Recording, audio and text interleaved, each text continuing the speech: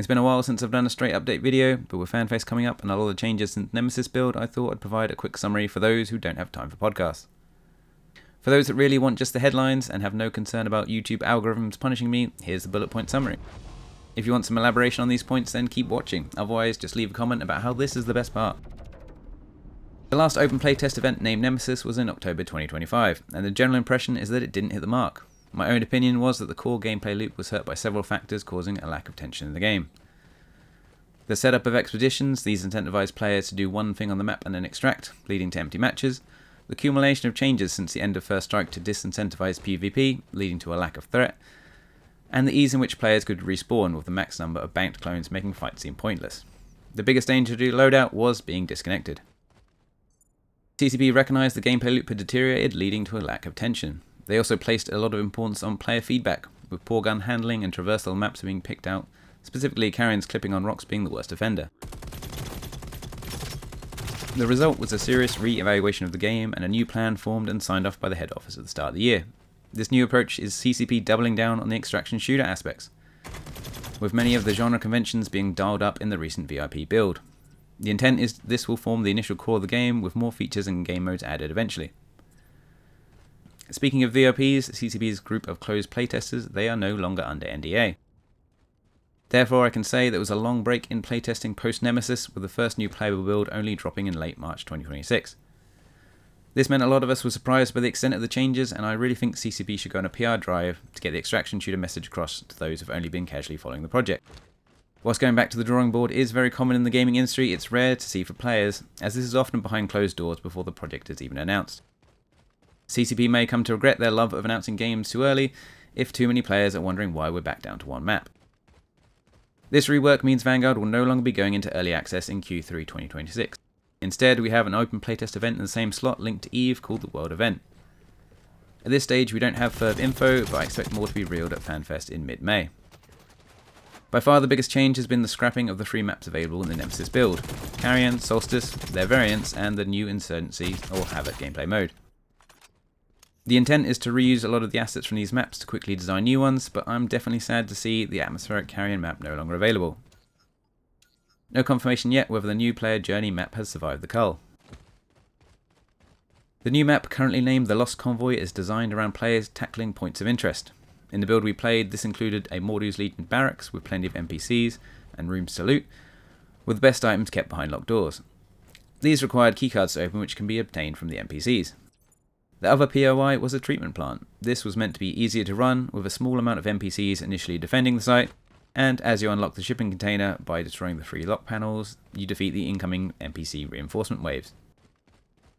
Based on the map we've seen, the completed version will feature 7 POIs, with the current plan being 18 players maximum on one session. It seems the intent is much more of a PvE focus than when Vanguard ran the First Strike playtest.